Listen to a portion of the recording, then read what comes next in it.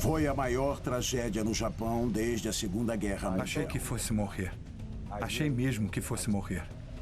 O pior terremoto desde aquele de 1923, que matou 140 mil pessoas. O terremoto de Kobe não foi apenas material, foi também um terremoto cultural, porque colocou em xeque muitas crenças arraigadas dos japoneses. Mais que uma tragédia japonesa, foi talvez uma prévia de um desastre ainda maior.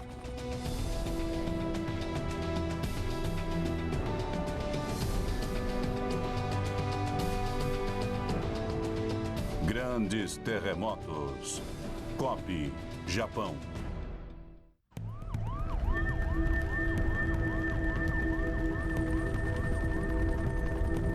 17 de janeiro de 1994, Los Angeles, Califórnia. A segunda maior cidade americana é abalada por um terremoto de proporções moderadas. O epicentro está no subúrbio de Northridge, em Los Angeles.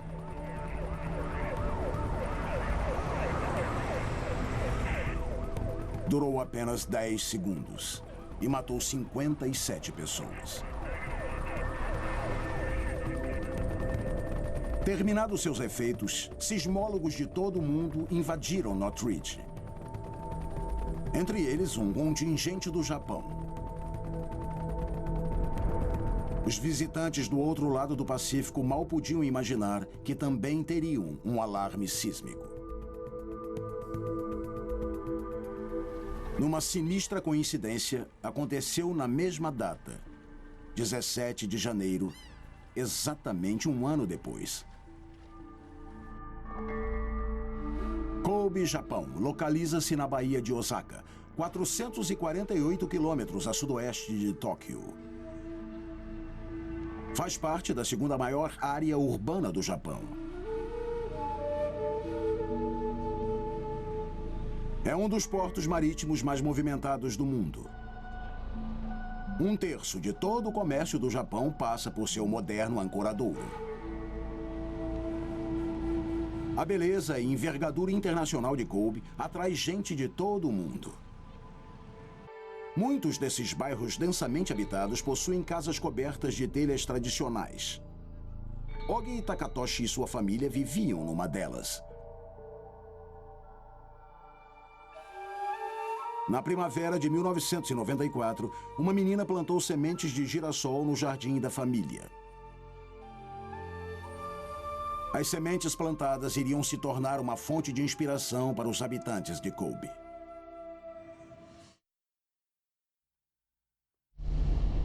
A manhã de 17 de janeiro de 1995 começou como qualquer outra no mercado de peixe de Kobe. Os comerciantes negociam o produto da última pescaria, como vem fazendo há gerações. É uma das antigas tradições que convivem com a tecnologia moderna. Em poucos momentos, essa delicada harmonia será abalada por um grande terremoto. Ele dará nova forma não só à paisagem, mas à cultura milenar do Japão também. Começou quando o relógio do mercado marcou 5h46.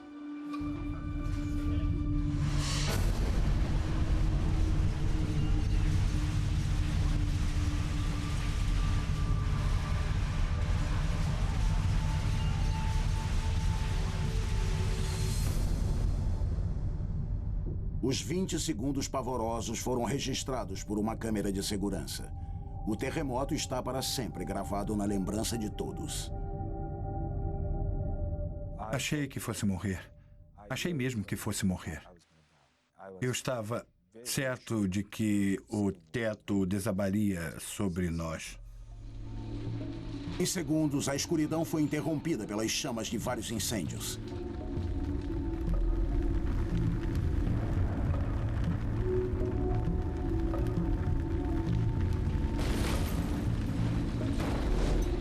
Logo após o amanhecer, tem-se uma visão mais completa dos estragos. O tremor fez desabar muitas casas tradicionais, enquanto pessoas como Ogi Takatoshi ainda estavam dormindo. Ele foi enterrado vivo sob as ruínas de sua casa, como milhares de outros em toda a cidade. O rico distrito de Ashia, um dos bairros mais antigos de Kobe, também foi dizimado. Há centenas de anos, a cidade não via um terremoto tão forte. A polícia local dá início aos primeiros resgates, mas ela também está chocada. Eu nunca tinha visto um terremoto. Pensei que estivesse acostumado a lidar com situações de crises, mas foi muito difícil fazer o resgate das vítimas do terremoto. De alguma forma, tivemos de deixar a emoção de lado para conseguir fazer o nosso trabalho.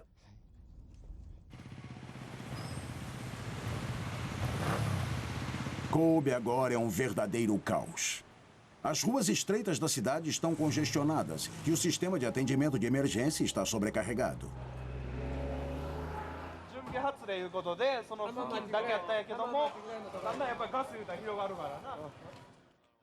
O sistema não suportou. Não esperávamos que um terremoto tão grande nos atingisse. Por isso, não desenvolvemos um sistema de cooperação mútua. E, na verdade, nossa cidade ficou temporariamente isolada do resto do Japão. Em grande parte, a população de Kobe, de 1,5 milhão de pessoas, está por conta própria. As autoridades nacionais e locais não podem ajudar. Mas as câmeras de televisão estão nas ruas, enviando as primeiras imagens da área devastada para a capital japonesa. Naquela época, eu estava em Tóquio como correspondente do Times. E tanto em Tóquio como na Califórnia, somos sempre sacudidos por terremotos. Se sentimos um pequeno tremor, não ligamos muito. Acho que sentimos um tremor naquela manhã.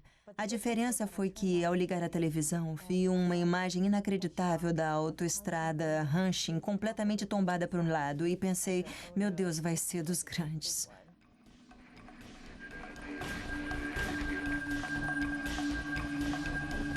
A via expressa Hanshin, a rota principal do tráfego de Kobe, desabou para o lado.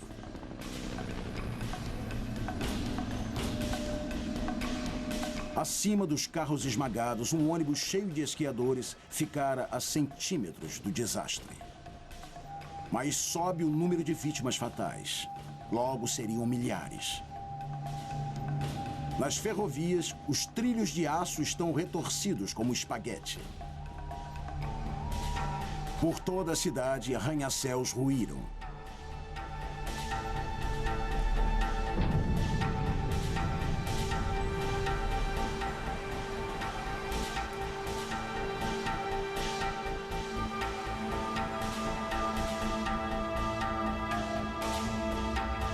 Alguns edifícios, de forma aleatória, perderam andares inteiros.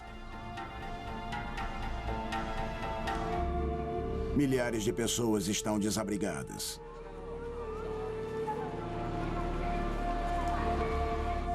Outras não podem sair de suas casas. No meio da manhã, Ogi Takatoshi já estava preso há 4 horas. Fiquei preso com as pernas sob a mesa. Quando o andar superior caiu em cima de mim, fui protegido pela mesa. Fiquei preso naquela posição. Minhas pernas ficaram dormentes e completamente brancas. O perigo para vítimas presas como Ogi Takatoshi eram as chamas, que poderiam chegar antes do salvamento. Mais de 50 incêndios isolados começaram minutos após o terremoto. Agora, muitos estavam fora de controle.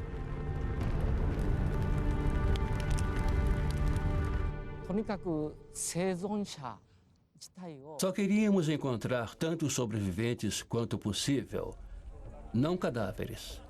Era a única coisa em que nós pensávamos.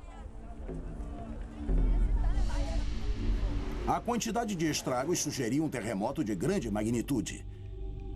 Mas os primeiros relatórios dos cientistas indicaram um tremor de terra mediano, de magnitude 6,9, quase idêntico ao terremoto de Northridge 1 ano antes. Foi uma experiência horrível para os japoneses que se viram numa posição muito semelhante à nossa. E apesar de o terremoto de Kobe ser nominalmente maior que o de Northridge, no que diz respeito a Kobe, os terremotos foram quase do mesmo tamanho e na mesma distância. Porém, Kobe sofrera um golpe muito maior. Isso a despeito da reputação do Japão de ser a nação que mais entende de terremotos no mundo. Seus engenheiros são conhecidos por projetar edifícios seguros. Então, por que Kobe sofreu muito mais do que Los Angeles num choque de tamanho parecido? Para a população de Kobe, há uma pergunta mais urgente. Quando chegará a ajuda? Durante horas após o terremoto, há poucas notícias de Tóquio. Os relatórios iniciais sobre os danos aumentaram o embaraço das autoridades que não tinham um plano de ação. Parte do problema. Horas preciosas se passavam. A atenção do mundo está voltada para a difícil situação da população de Kobe. As linhas telefônicas estão interrompidas e Kobe está em chamas.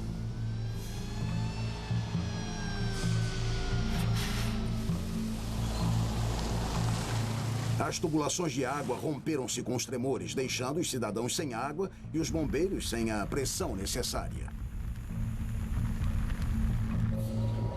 Os carros de bombeiros têm dificuldade de abrir caminho pelas ruas estreitas bloqueadas com entulho. Outras cidades foram destruídas por terremotos e incêndios. São Francisco, em 1906. Tóquio, em 1923. Kobe parece ser a próxima.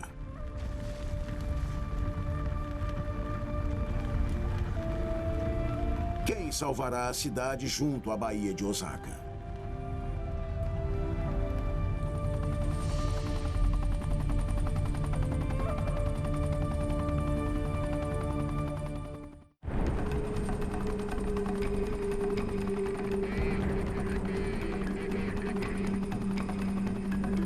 Kobe, Japão.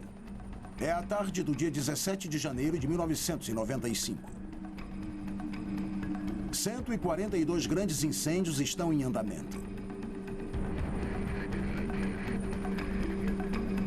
É mais do que os bombeiros atendem num período de 2 meses. As chamas também são maiores do que aquelas que os bombeiros geralmente enfrentam.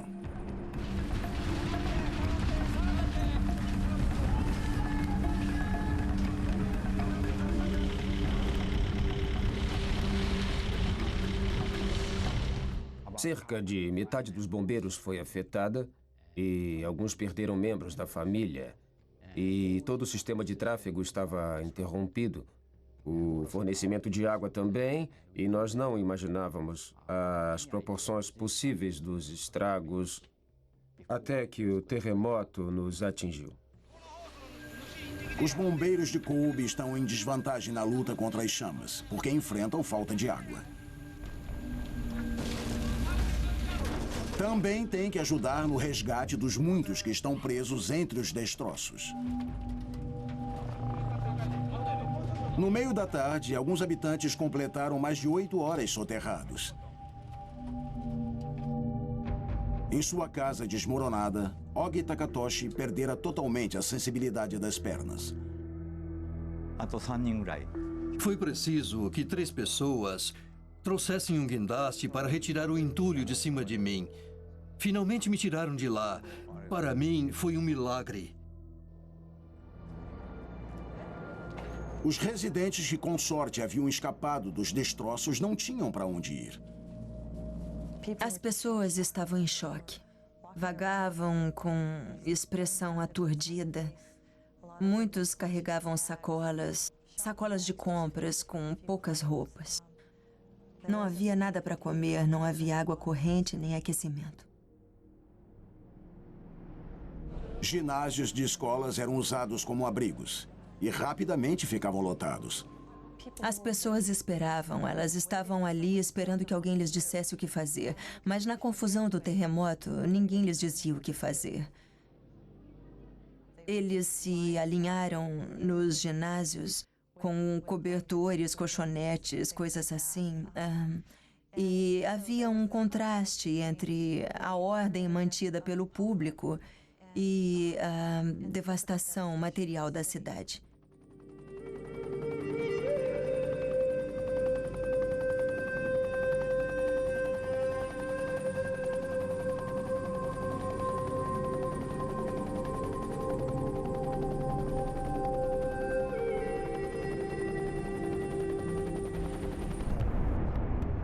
Quando o governo chegou a um consenso, o primeiro-ministro enviou o exército para a zona do desastre. Horas cruciais haviam sido perdidas. Passaram-se 4 dias até que as tropas fossem distribuídas. Poucas pessoas em Kobe poderiam esperar tanto.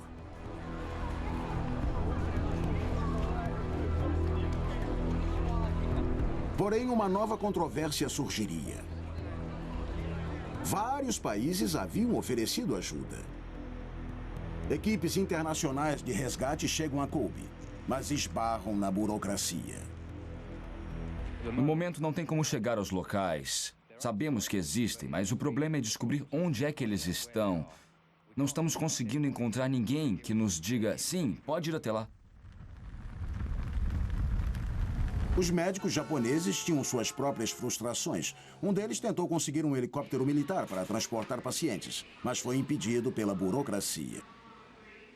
Primeiro tinham de ir ao Corpo de Bombeiros, que tinha que ir à Secretaria de Saúde. A Secretaria de Saúde tinha que ir ao gabinete do governador. O gabinete tinha que ir ao Exército. E ele disse, até lá, quantas pessoas já teriam morrido? Em meio à confusão, a população de Kobe começara a tomar suas próprias providências. Sabíamos que o governo não forneceria a quantidade necessária de cobertores, de sopa, qualquer coisa. Então, nos tornamos a população de um vilarejo. Sobreviver sozinho é extremamente difícil durante uma tragédia. Eu reconheço a força da união entre as pessoas. Assim, a sobrevivência tornou-se mais fácil.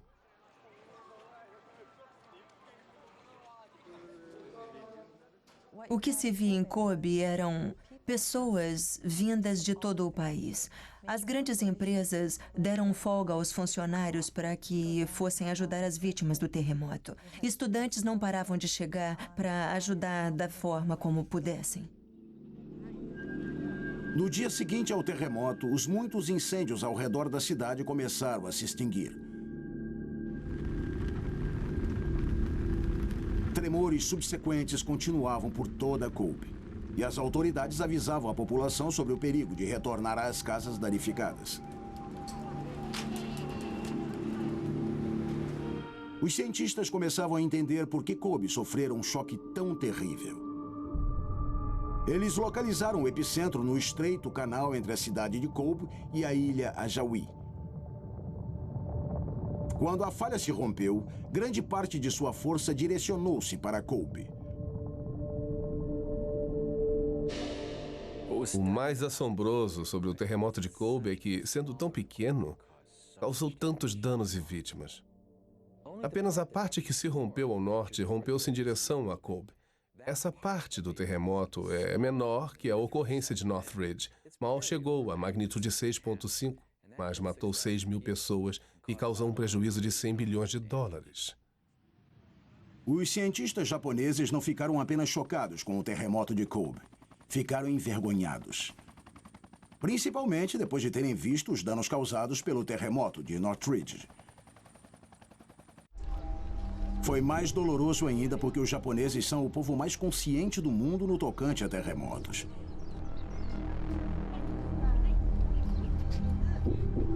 Por que Kobe sofrera muito mais que Northridge, num terremoto de proporções similares?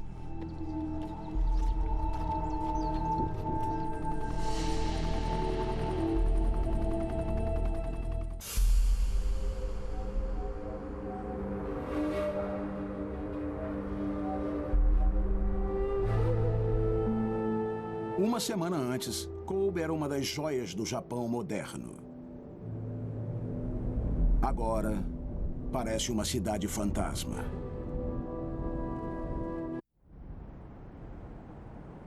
Não há aquecimento, não há gás, nem mesmo no crematório da cidade.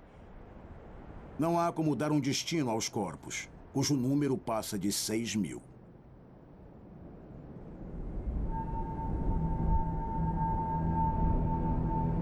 O exército japonês chegara em contingentes. Lentamente começaram a se organizar. Eles ajudam na distribuição de suprimentos, assim como na busca de corpos. Após uma partida vagarosa, a máquina japonesa está agora a pleno vapor.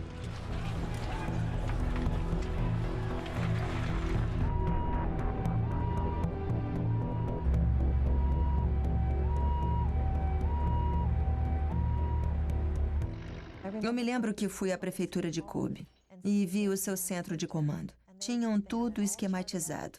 Estas são as frentes de trabalho, estamos trabalhando nisso e é o que esperamos. Quando o primeiro-ministro Murayama chega a Kobe, a recuperação da cidade já começara. Porém, agora, muitos habitantes questionam a reação do governo. Encontramos muita gente desiludida. Eu me lembro de um homem que interrompeu uma entrevista que eu conduzia, dizendo: "Eu quero dizer ao mundo que o Japão tem um governo de 5ª categoria." Eu creio que, até certo ponto, a confiança do povo em seu governo ficou abalada. A visita do primeiro-ministro marca o início da mudança.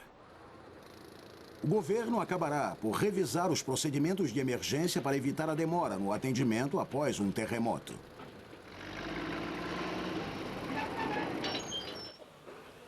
Num ato solene de reparação, os ministros do Japão oferecem um mês de salário, cerca de $10.000 cada um, para ajuda às vítimas.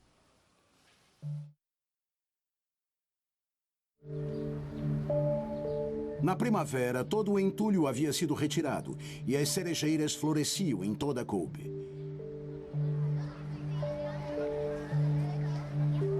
Num terreno vazio onde outrora havia uma casa, um girassol nasceu. Uma visão notável, porque os girassóis são raros no Japão. Ele fora plantado pela menina de 10 anos. Ela foi uma das 6.000 vítimas fatais. Como muitos, morreu quando o teto de seu quarto desabou. Para a família da menina, o girassol era um sinal da filha que partira. Outros que ouviram a história também se emocionaram. Girassóis foram plantados em todo o Japão, em solidariedade aos habitantes de Kobe.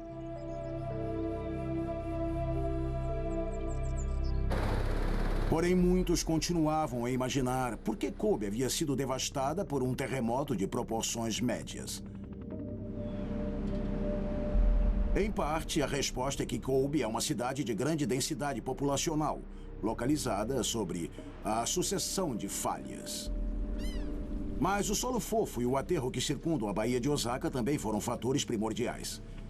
Quando um terremoto ocorre sob um solo encharcado, ele se torna instável, como areia movediça. Esse foi o grande problema de Kobe. Os bairros da cidade com solo precário foram as áreas mais densamente habitadas já atingidas por um terremoto. Mas as condições do solo não foram a única razão dos estragos.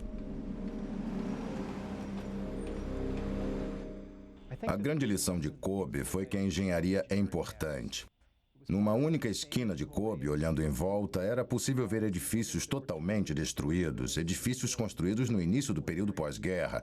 Em outra esquina, quem sabe, uma casa japonesa havia desabado. E na mesma esquina via-se um edifício moderno, talvez com algumas rachaduras exteriores, mas sem dano algum. Ficou claro que a engenharia é importante.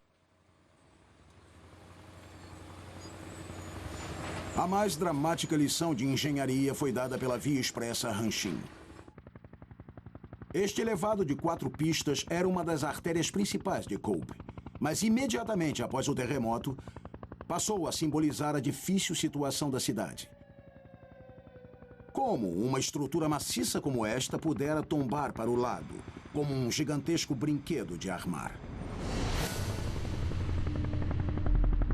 Partes do motivo foram a proximidade da falha e seu traçado antiquado, de mais de 40 anos. Algumas das colunas de sustentação da Via Expressa eram feitas de concreto, rijas e não flexíveis o suficiente para suportar os tremores. Dentro de cada coluna havia uma série de vergas de aço. Elas deveriam ter recebido um reforço de aço suficiente para evitar que se entortassem e se partissem. Mas o reforço não foi o bastante para impedir que algumas colunas de concreto caíssem e até se quebrassem. Ironicamente, a Hanshin tinha sido escalada para um retroajuste, para atender aos códigos dos edifícios modernos.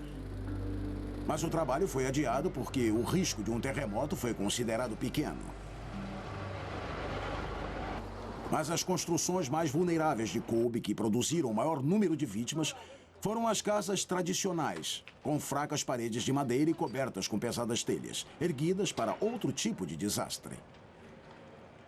Um dos problemas enfrentados por Kobe foi o estilo das construções, em parte otimizados para resistir a furacões, que são uma outra ameaça à região. A tendência é a cobertura de telhas, sobre as quais eles colocam pedras enormes e outras coisas para que as telhas não saiam voando durante os furacões. Mas esses telhados pesados sobre construções de madeira eram muito precários para terremotos. Pelo histórico dos desastres naturais de Kobe, alguns imaginam o porquê da grande vulnerabilidade da cidade, principalmente por serem os japoneses tão conscientes dos terremotos. Afinal, eles vivem sobre uma miríade de sucessão de falhas. Os terremotos fazem parte do cotidiano do Japão. Aqui, as pessoas falam dos terremotos como se fala do tempo nos Estados Unidos.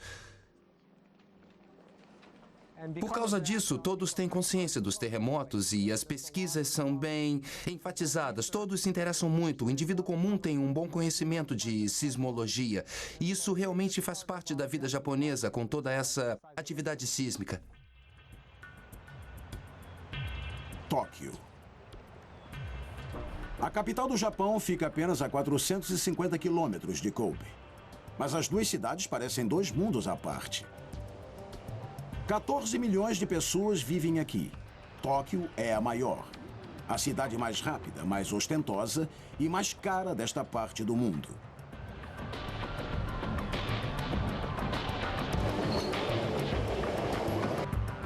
Em matéria de terremotos, parece também dominar o mercado. Enquanto em Kobe há 4 séculos não ocorria um terremoto significativo, é raro o dia em que não acontece um em Tóquio. A cada período de 24 horas, a cidade é sacudida por um leve tremor. A maioria quase não é detectada, mas é um lembrete constante da ameaça sísmica subterrânea.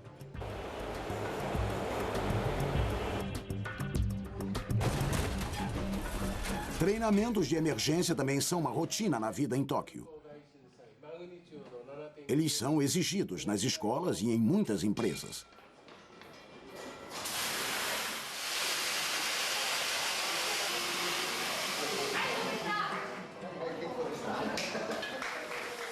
O ambiente pode ser descontraído, mas os exercícios têm um propósito sério. Na consciência dos japoneses existe a lembrança de uma terrível ocorrência. O grande terremoto de 1923 em Tóquio. Os japoneses enfrentam uma ameaça quase incalculável de terremotos. Está enraizada na psique nacional de uma forma como não ocorre aqui.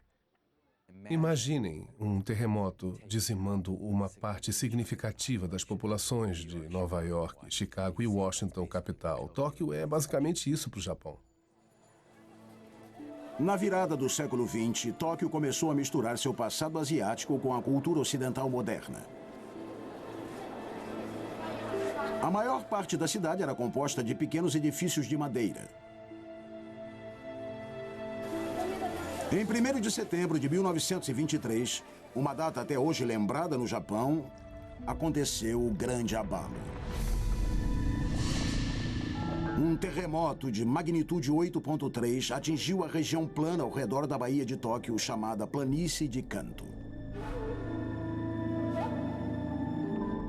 De novo, tínhamos a situação onde uma grande falha se rompeu embaixo de uma região populosa. A falha rompeu-se em algum lugar sob Yokoyama e Tóquio. A cidade toda teve fortes tremores.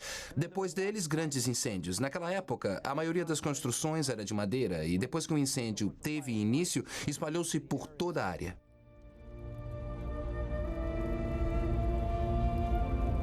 As tempestades de fogo consumiram 2/3 da cidade.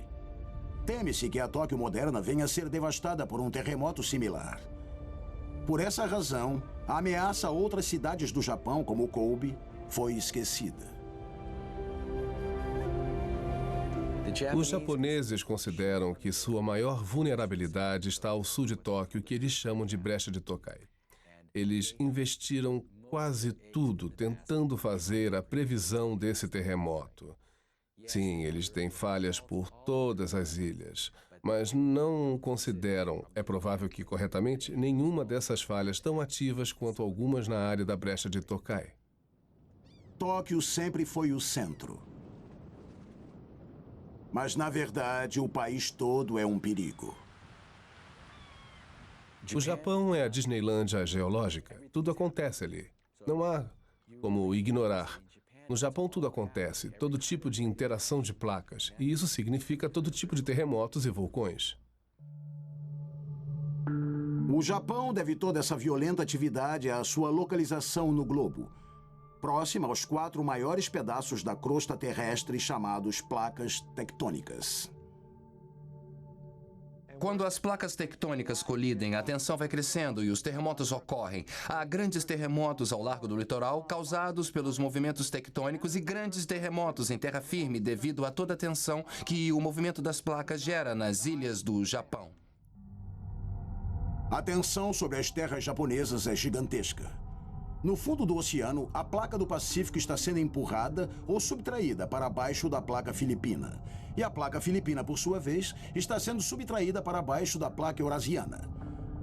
Durante milhões de anos, essa ação tectônica criou as ilhas japonesas. As placas se movem apenas alguns centímetros por ano, mas com uma força enorme. Quando porções delas se prendem e depois se libertam, criam os terremotos. As grandes placas subtraídas são capazes de criar os maiores terremotos do mundo. Mas até as placas menores podem produzir terremotos como o de Kobe, de magnitude 7. As duas espécies de falhas passam sob Tóquio ou próximo a ela. A área da capital está ameaçada por uma grande quantidade de falhas formadoras de terremotos. Em grande parte, os japoneses reagiram a esse perigo dando início a um programa para prever quando e onde o próximo terremoto ocorrerá. O programa de terremotos no Japão começou no início dos anos 70 e é muito similar ao dos Estados Unidos. Na época havia muito otimismo quanto à previsão dos terremotos, havia observações interessantes e pensava-se, tanto no Japão quanto nos Estados Unidos, que talvez em 10 ou 20 anos haveria previsões reais de terremotos. O governo de Tóquio investiu bilhões no programa de previsão. Então, em 1975, receberam notícias encorajadoras da China. Na manhã de 4 de fevereiro, cientistas chineses previram um terremoto ao norte, na cidade chinesa de Haichung. 9 horas depois, a certeza. Um grande terremoto de magnitude 7.4 sacudiu a cidade. Devido ao alarme, milhares saíram em insegurança. O número de 1.300 mortos foi considerado pequeno para um terremoto chinês. Isso parecia confirmar a fé dos japoneses na ideia de que terremotos podiam ser previstos. Porém, um ano depois, nos arredores de Pequim, ocorreu um choque ainda maior. Um terremoto de magnitude 7.8. Desta vez, não houve previsão nem desocupação. Alguns cientistas ocidentais acreditam que 600 mil pessoas tenham morrido. Para muitos peritos, a promessa de previsões deixou de existir. O que aconteceu nos Estados Unidos foi que perdemos a confiança na previsão de terremotos e dissemos, escutem, se não podemos prever terremotos, então vamos fazer as coisas que nós podemos fazer. Mas os japoneses continuaram a dar mais importância à previsão do que à preparação. Então aconteceu o choque em Kobe, em 17 de janeiro de 1995. Desde então, estar preparado para um terremoto e não para a sua previsão tornou-se prioridade. Eles reconheceram que medidas preventivas tinham de ser muito mais enfatizadas do que no passado. Agora estão pondo mais ênfase nas questões que são importantes na formação do terremoto e em outros meios de se ter segurança durante um terremoto. O que mais impressiona nos japoneses é que eles aprendem a lição. Hoje, seu tempo dedicado aos terremotos é 10 vezes maior do que o nosso. Eles desenvolveram uma infraestrutura nacional muito melhor.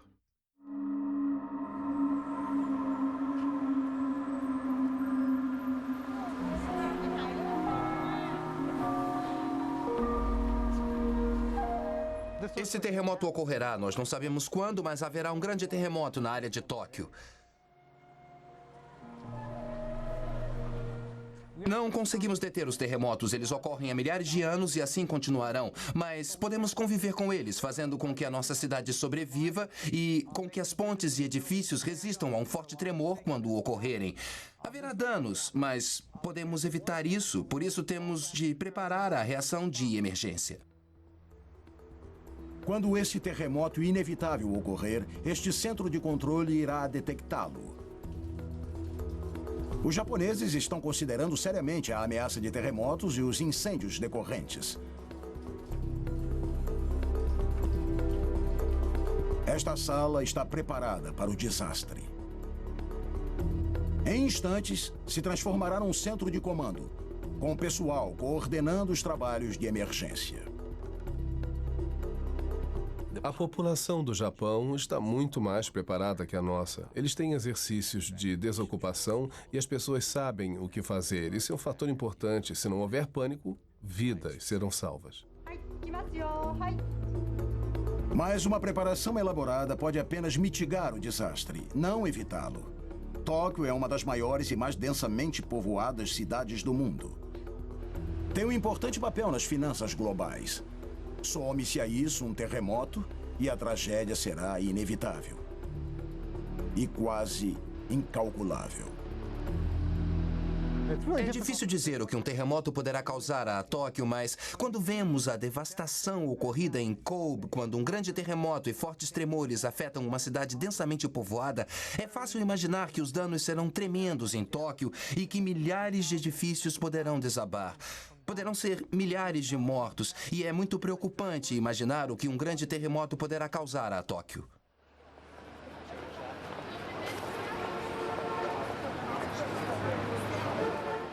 O risco de Tóquio são os incêndios. As pessoas vivem muito perto uma das outras. Incêndios são um risco muito grande. É quase impossível ocorrer um terremoto sem um rompimento da tubulação de gás, causando alguns incêndios. É um problema imenso. E a densidade de população, as ruas estreitas, os milhares de edifícios que estarão desabando, tudo isso será demais para os trabalhos de emergência. O Corpo de Bombeiros de Tóquio e o pessoal de emergência são muito profissionais, muito prestativos, mas é um problema enorme. Qualquer sociedade terá dificuldades para estar preparada para um evento tão raro e catastrófico. Além dos danos materiais, um grande terremoto em Tóquio poderia ter graves consequências econômicas. Se houver uma repetição do terremoto de 1923, será um evento de 3 bilhões de dólares. E todos sofreriam as consequências. Isso porque os japoneses teriam que sacar todo o dinheiro que têm aplicado no mercado de ações dos Estados Unidos, na economia global, para reconstruir Tóquio. E todos nós sentiríamos isso porque nossas economias seriam afetadas.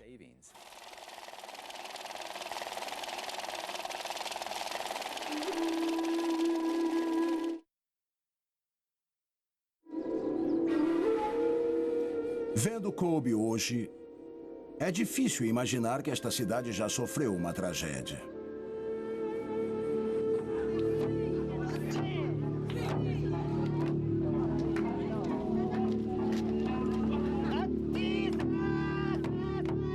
Para quem vive aqui, a recuperação de Kobe ajudou a superar a dor. A não ser por alguns poucos trechos, a reconstrução da cidade está quase completa. Emocionalmente, os ferimentos talvez jamais cicatrizem.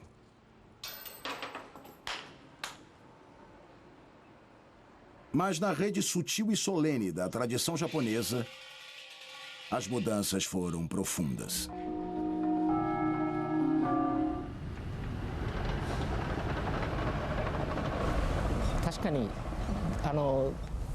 Toda vez que tenho a chance de falar sobre o terremoto, tenho vontade de esquecê-lo. Mas, ao mesmo tempo, como alguém que passou por isso, não devo esquecê-lo. Eu devo continuar falando dele para as pessoas e para a próxima geração, para não esquecer as pessoas que perderam a vida no terremoto, para não minimizar o significado das mortes dessas pessoas.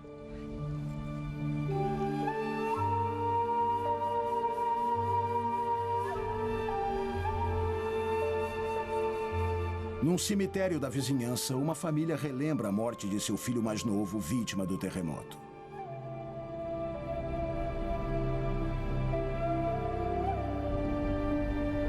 Nos anos após a tragédia, os girassóis se tornaram um símbolo da recuperação da cidade.